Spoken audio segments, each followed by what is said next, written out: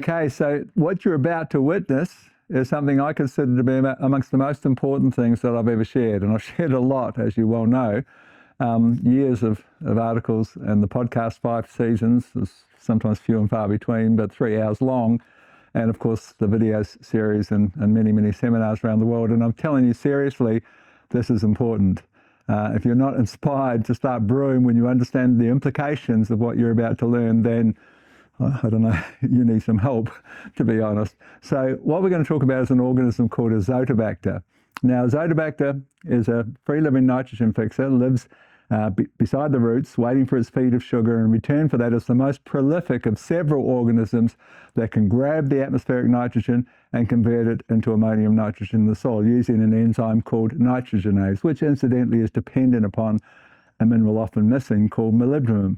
So that's the short story of that organism, and you think, well, that's good. I've got this organism to give me some free nitrogen. We have worked with Azotobacter for a lot of years, and we need to have the various solutions if we've got them here. We've had a product called BioN, which is used in the soil to fix nitrogen in the root zone. We've got a product, quite unique product called Bioplex, based on different strains of Azotobacter that will live for several weeks on the leaf surface, and that's called Bioplex. And we also have an Azotobacter-based product that is called BioP that specialises in phosphate solubilisation. Now, all Azotobacter fix nitrogen, including the phosphate solubiliser, but some of them specialise, and all of them solubilise phosphorus, but some specialise in other jobs along the way. So, yeah, so those are the three options there that we're talking about. Now, we're going to talk for a moment here, and I'll just get my iPad so I don't miss any of the points on it, about, so we've got nitrogen for free, we've got phosphate solubilised, and understand that phosphate locks up, and we've got large amounts of phosphate in most soils in a locked up form, and so now we've got organisms, particularly in things like red soils. You know, you use BioP in a red soil, I mean, you've got huge amounts of iron phosphate locked up in that soil that can now be released slowly. You're not going to flood the thing with phosphate immediately, but it's a really good ongoing supply of phosphate for your crop. But there's so much more with these organisms. This is part of the reason I'm so excited. They are really profuse vitamin producers, and specifically it's relative to the 6B vitamins that have been identified as plant growth stimulants. The very best hydroponic formulas now will include those 6B vitamins. People like Nikolai Krassilnikov, the brilliant Russian soil scientist who wasn't published during the Cold War years, he used to measure soil fertility based upon the percentage of those 6B vitamins as an indication of really strong biological activity. So, wonderful group of 6B vitamins that stimulate plant growth and stimulate plant immunity. And so we include B1, B2, B6, B12, B9. B12 are very important, of course, because it's a cofactor for nitrogenase, the very organ, that's why they produce it, because it helps them to create nitrogenase, to pull the gas and turn it into ammonium nitrogen. Now, a second really important thing, we talk about the importance of kelp, and we talk about multiple things that seaweed, and you think, why is he digressing there? But I'll explain. We talk about seaweed having that full spectrum of 74 minerals. We talk about seaweed containing very high levels of mannitol, which is a chelating agent. So all of those 74 minerals are chelated, as is anything you add to the seaweed. But the big story with seaweed is the highest known source of the 4 hormones that all plants use for everything, right from germination through to the very end, even post-harvest. 3 of those hormones are involved in determining something called delayed senescence, which is how long does it sit on the shelf, is determined by 3 of those 4 hormones. So they're hugely important. Plants make it from minerals in the soil. Microbes make it from minerals in the soil and give it to their host. I look after you, mate, you look after me as the model. And these Azotobacter are really, really prolific producers of those 4 hormones. And those 4 hormones, you know, they drive the plant. So wonderful to have Azotobacter around your roots with that particular benefit. We talked about the phosphate solubilization, but another pointer is amino acid production. And we're going to talk, if we get a chance, we'll tell you about this exciting new product that's based on amino acids that are created by a very, very specific blend of organisms. But when bacteria create amino acids, you've got a tiny, tiny amino acid size that's very well and very easily utilized by the plant. And these guys are really, really good at producing amino acids.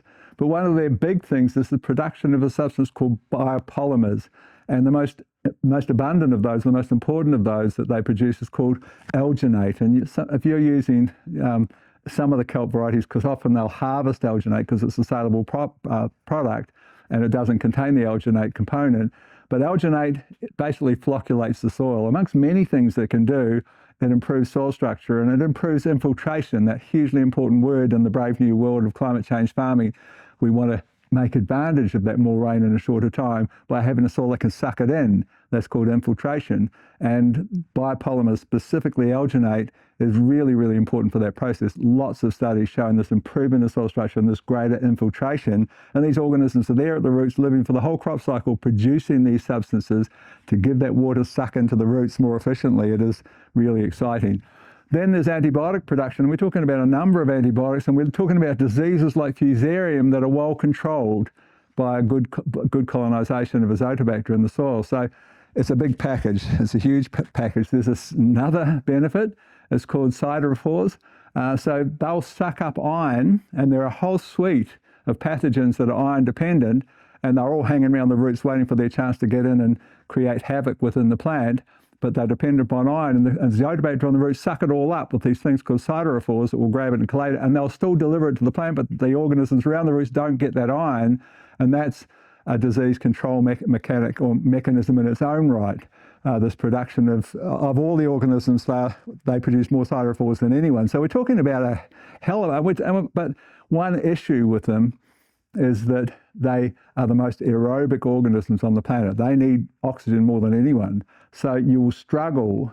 It's one of the reasons if you've got a tight, closed, high magnesium soil, you're going to need 50% more nitrogen to do the job, because one of those reasons is you're not fixing nitrogen because it's too close to suck in the oxygen that these guys require.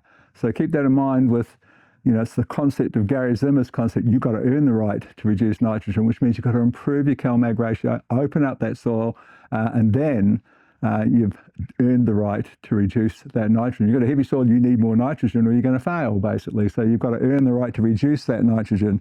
So finally, in that huge suite of benefits, is this capacity of this organism, this nitrogen-fixing organism that can live on the leaf or in the soil and do the job in both places, is that it's urea adaptive. And you've heard me rave about the potential of polyspraying urea. Polyspraying the amine directly on the leaf, click amino acid, click protein, no loss, no volatilization, no leaching, nothing more efficient than polysprayed urea. Well, now you've got polysprayed urea, you can use less of it, and you can add something that actually likes to be with urea, which is Azotobacter more than almost any other organism will coexist with higher urea, and they'll continue doing their deal in nitrogen fixation.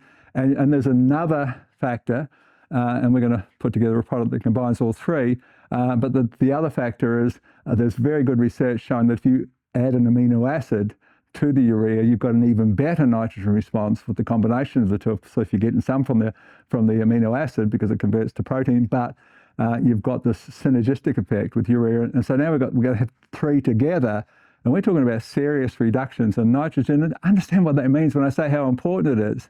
We've got a scenario where 80% of the nitrous oxide is coming from agriculture.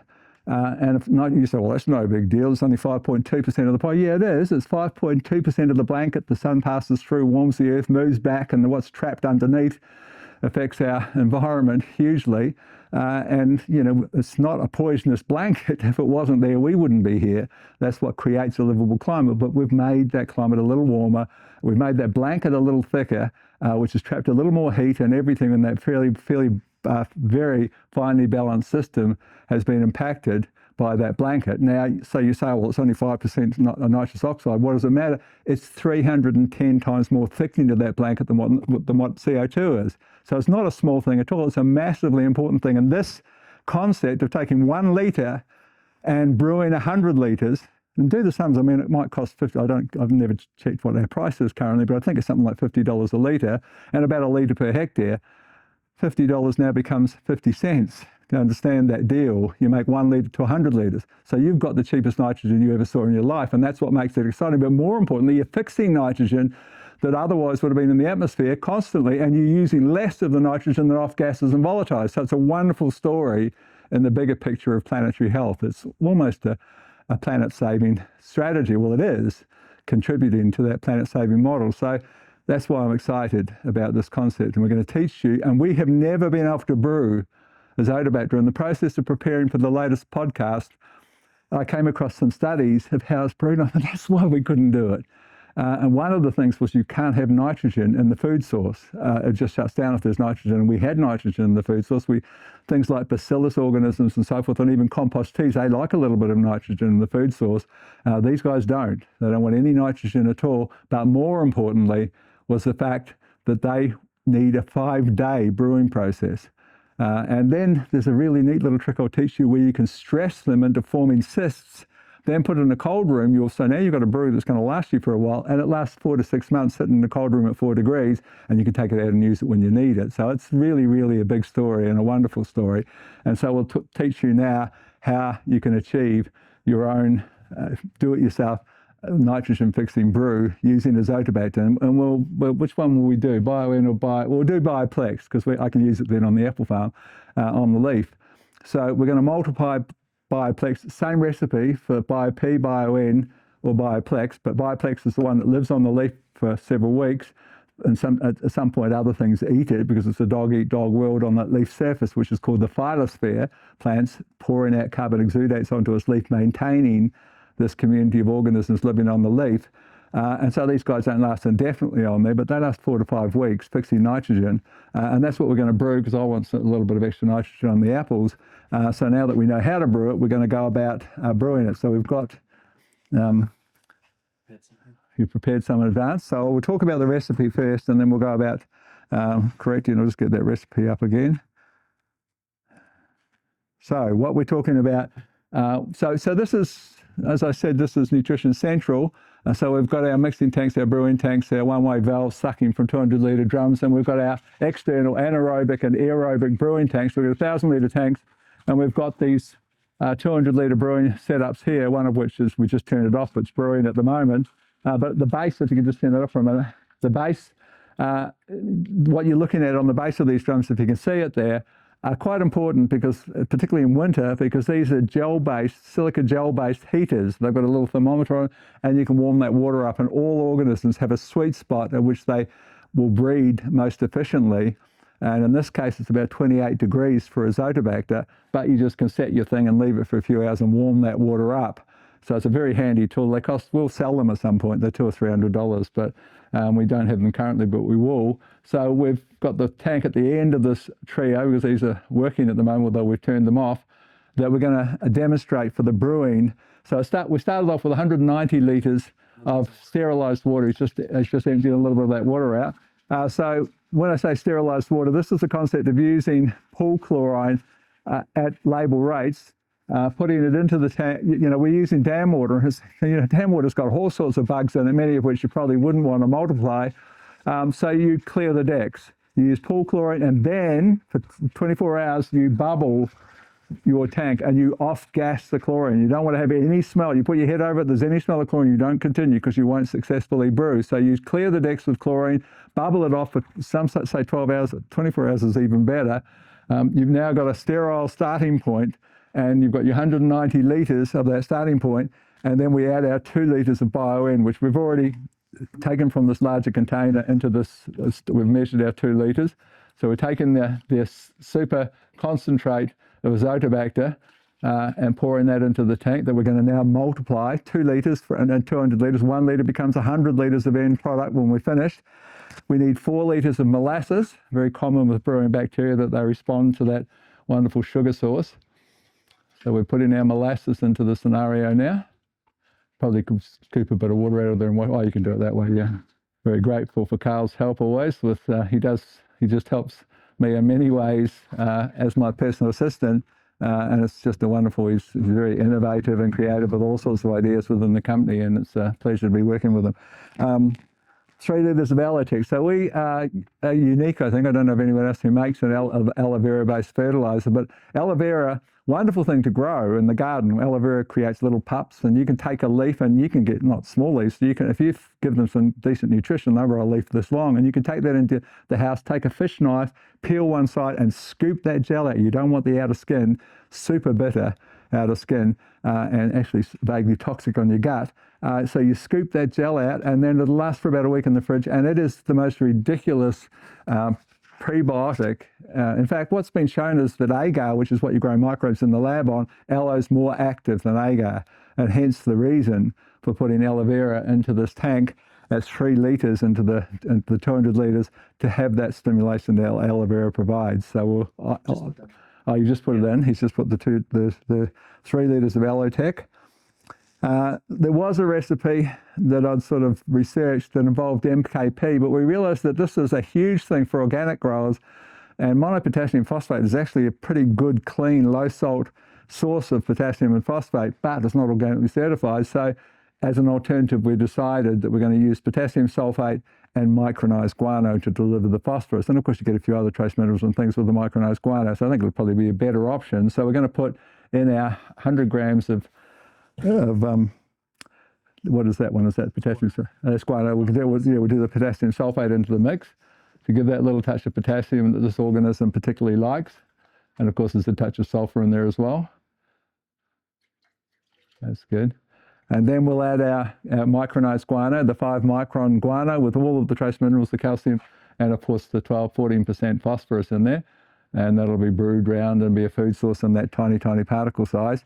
And then we've got sea minerals. So I'm quite a fan of these things. They basically take out the salt, and you're left with quite a percentage of, I think, 14% or 16% magnesium, and it's in the magnesium chloride because the chloride's still, and magnesium chloride is a ridiculously good way to get magnesium into a plant if you've not played around with that. We have a spray on magnesium chloride that's derived from a seabed deposit off Holland called Magsorb, and it's 10 times more rapid. Spray it on your arms, on the soles of your feet, than taking magnesium through orally. But we had a product that we're going to develop for the animal health market that you could spray it on the skin and take it in transdermally for animals that needed magnesium, avoiding things like grass tetany. And we never commercialised it. In the end, we brought it up to the farm, and we only brought 1,000 litres in. Oh my goodness, 2 litres on a huge orchard just turns the paddock green in 2 days, if not a day and a half. Most effective magnesium that I've ever utilised, and that's what's in this, but it's also got the whole spectrum of 24 minerals from the ocean derived from sea salt. So just a small amount, 200 mils of those sea minerals. Just low sodium. Yeah, low sodium sea minerals. And the last of all is our wonderful soluble fulvic acid powder, and we're going to use 200 grams of soluble fulvic acid powder into that mix. Wonderful bacterial food, the most powerful bacterial food. So there's quite a lot of food there for these guys. They're going to keep on brewing, not for one day, but so we need to have a good spectrum of stimulants and food for them. And 5 days, 5 to 7 days, but 5 days we'll probably stop it. I'm off for an international tour next weekend, so we sort of have to stop before we go. And you've just created, and then there's this little trick. So you finished your brew, and there's a little trick, and you add 1% salt. Now, we would use our very good salt called Nutrisalt that has the full spectrum of minerals, so there's some value in there, but that gives a shock. You never want to go more than 1%. So in this case, it would be 2 kilos, even 1.5 kilos would do the trick. And so these guys don't form spores, they form cysts that are quite durable and will last for quite some time.